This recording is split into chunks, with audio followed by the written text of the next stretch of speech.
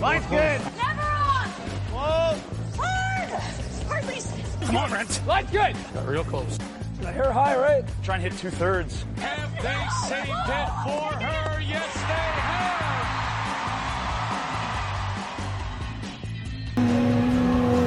Welcome to Game of Stones, everybody. I am Sean Graham Scott alongside, as always. Hello, Scott.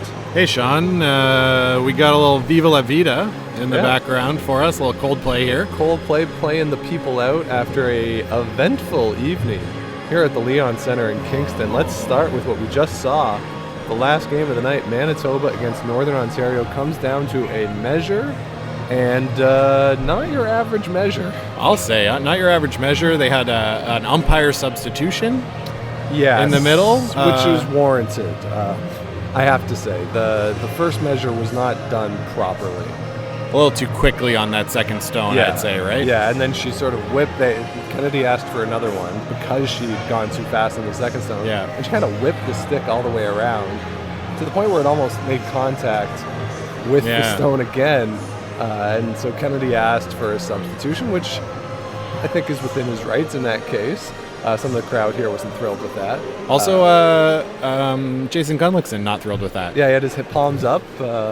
Didn't quite like that. Doing his Jesus pose, right? Yes, and then they do it again. The second official, first time around, indicates that it's Manitoba, but Team Northern Ontario, Mark Kennedy, want to do it again. And really, from the overhead shot and seeing the micrometer, It's like one tick on the micrometer, eh? If so, that. Yeah, a millimeter difference, really.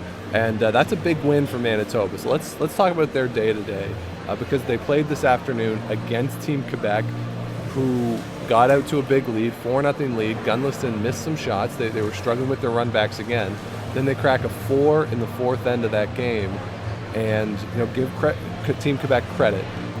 They eventually go down 5-4, but they claw their way back. They have a shot to win at the end of the game, but that, for Jason Gunlickson, if he loses that, going down to 2 losses this early in the week would have been a huge setback for him. And to overcome that deficit, then come out tonight, nip and tuck game against Brad Jacobs, to come out, get the deuce in 10th, they blank 9 to hold the hammer. Yeah. Really big day for them.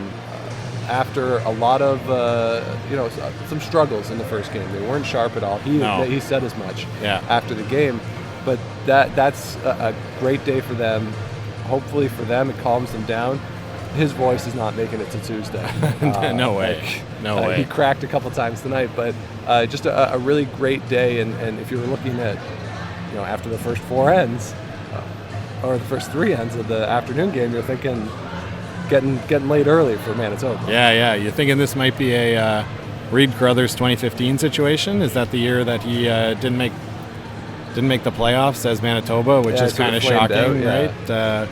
So, huge. And if you had told Gunner at the start of this three game set, you got Brad Gushue, Brad Jacobs, and then Team Quebec, Alec Bedard there, I think he'll take 2-1 all day, right? No question. So a big day for them for sure. Yeah, no question. So a great day for them to get that win, or the pair of wins. Elsewhere tonight, a great game between Alberta and Newfoundland and Labrador. Brendan Bottcher getting the win with a deuce in the 10th end to take the 3-2 win. And Brendan Bottcher, Scott, throws 100% in this game. Yeah, 100% for Bottcher. I tweeted there, Gushue was at 96 at that point, and I thought, imagine not getting a plus if you throw 100%, right? Gushue with his last miss there went down to 91. So terrible. Still, overall, a great game played. Really high numbers, mostly because of the amount of hits, but you can't take anything away from both of those teams. I don't know how entertaining it was to watch on TV. The listeners can let us know, but Brendan or Devin Hero seemed to be having fun watching it on TV based on his tweets. So yeah, some pretty good shot making. That 100%. There were a bunch of open shots in there. Sure. So it wasn't the most difficult of games for them, or for him in terms of getting that 100%. But 100% is 100%. Yeah. So you take even these guys. If you give them 20 open hits. A lot of guys aren't going to get 100%. No, that's on fair. those. So, That's fair. so great game for them. And we talked early in the week, or in our preview, Scott, that pool, there could have been 3 teams at 6-1 if they all split against each other. But Brendan Bottcher now has beat Northern Ontario and Newfoundland and Labrador, so we won't have that 3-way tie. And he has now, early in the week after day 2 here, his 2 hardest games of pool play out of the way. Out of the way, yeah. Yeah, and the way that they're playing, Sean, unless they get a hiccup somewhere, 7-0 is definitely in the cards for this team.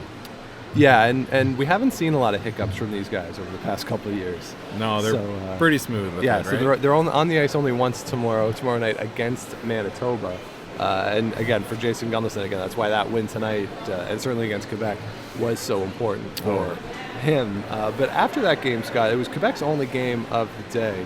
Alec Bedard, of course, gives up the lead, has a draw for the win in the last one that he's a little wide, a little heavy on. And you had a chance to talk to him about that. Yeah, I was hoping to talk to him after making a winning draw, but it wasn't the case. But yeah, he had a couple things to say about his first TV game. I don't know. I just had too much adrenaline, and usually I know how to handle it, but I don't know, too many people, and the emotions caught up, and yeah. To be expected, though, as a Yeah. first-time Brier player. Yeah, first time. It's I didn't know it was that stressful. It's not even a playoff game. It's so stressful. So I'll take that as a learning experience. Yeah. You guys started awfully well. Yeah. But, and then you just had a little blip in the middle of the game for a second. Yeah, well, we were playing really good at the start of the game, and then we had a few misses in a row, and they started making a lot of shots. So they kind of came back, but we stayed strong, and we were able to stay in the game, even though the momentum changed. But yeah, But that must be a good sign, though, the fact that you didn't just wilt at that point. You stayed strong and came back. Yeah, exactly.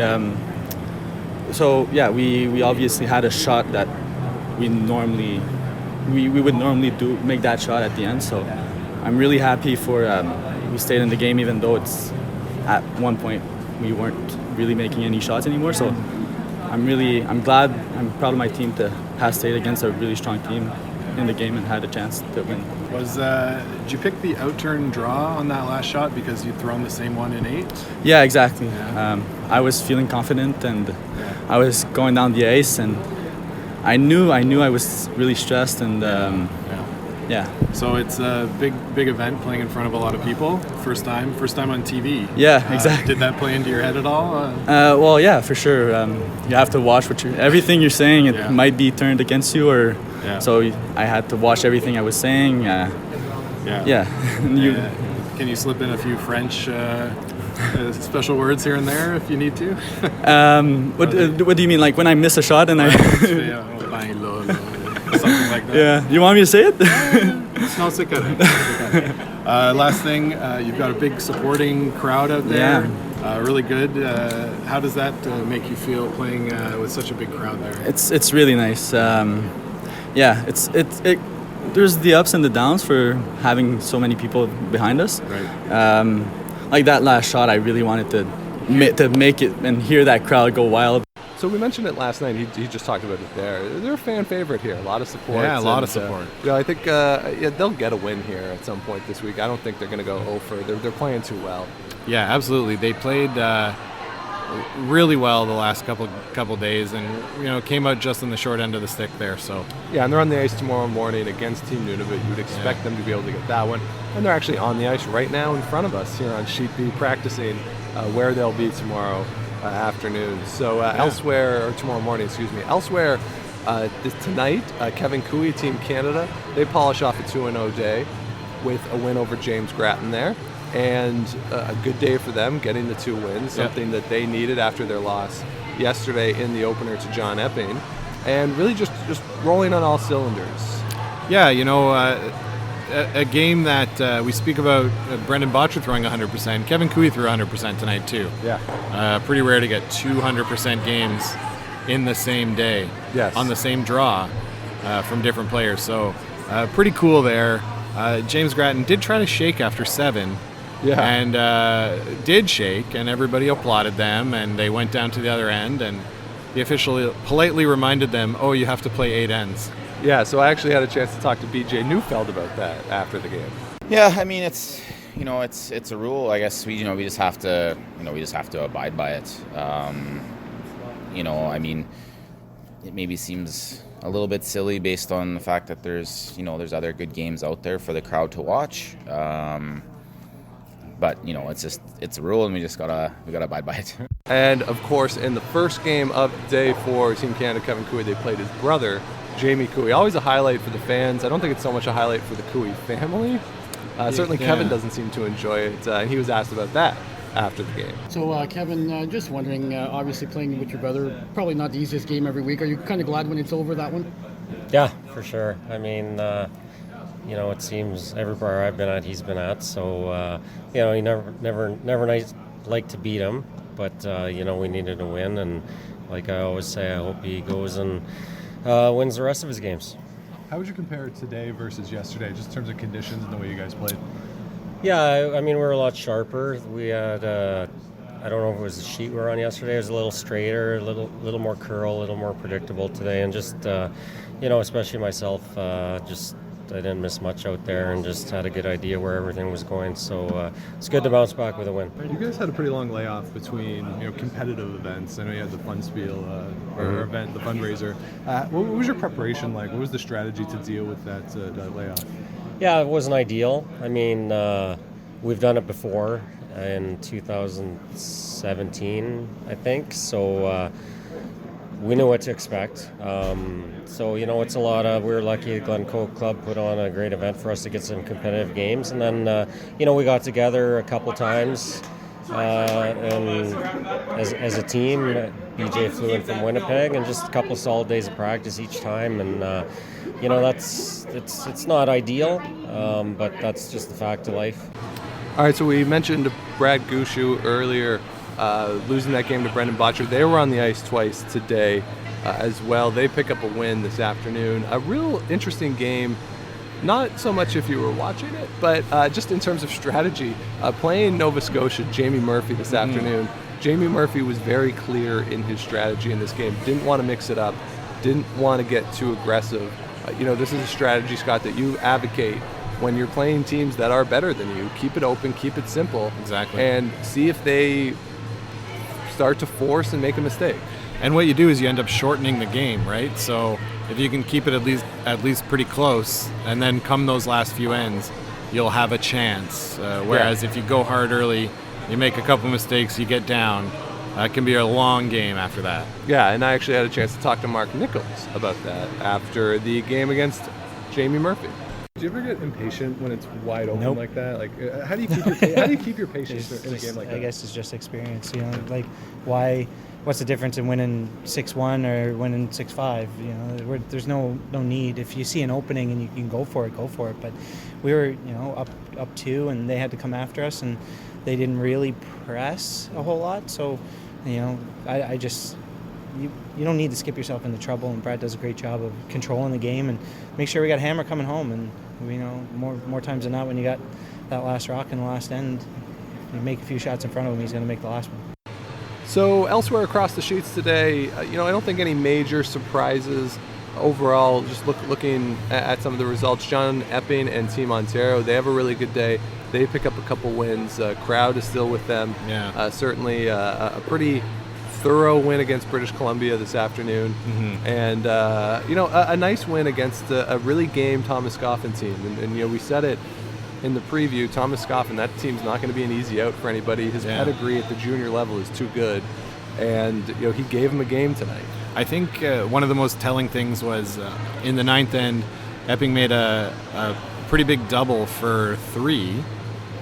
And his reaction showed just how difficult the game had been. He was really fired up, super pumped about getting that W there. So that was a game they needed to have. Yep. And him showing that emotion to win it really shows how tough of a game it was and how Thomas Scoffin and that Yukon team really came to play today. Yeah, so a great performance for them. A couple other notable things from the day this morning. An interesting game, James Grattan against Matt Dunstone in Saskatchewan. James Grattan just playing on fire. He was at 100% halfway through that game. A 5-1 lead for New Brunswick. Saskatchewan comes back, wins 10-6. The story of that, excuse me, I'm so upset for James Grattan. Choked up. Steal a 2 in the 7th then. James Grattan needs to draw, get a piece of the 8-foot, puts it through, and to tie the game there. And that was really the end of any chance. You're tied with the Hammer playing 8. Normally that's pretty good, but it was really trending away from New Brunswick at that point. Yeah, and he gave up a big 3 there in the 9th end. So usually if you're tied in 8 with Hammer, you want to get 2, maybe give him 2. Yeah. Get 1, give 3 is not the ideal. So no. Ended up junking it up, not being able to close out the game. No, so that's a tough one for them. It's a game for them that they probably needed to win if they were going to challenge for the championship pool. They got the nice win there yesterday against Thomas Coffin and Yukon. Yeah. If they get that win against Saskatchewan, they're in a really good spot moving forward for the rest of the week to potentially have an opportunity to make it into that pool or that championship pool. But now they're really up against it. So we'll see how they bounce back tomorrow after a couple tough losses today. Yeah. So nothing much else from here, Sean. No, I think that's pretty much it. Nothing overly notable happened today. A good day here in Kingston, bright, sunny, beautiful. I will say the players have talked about the ice being good.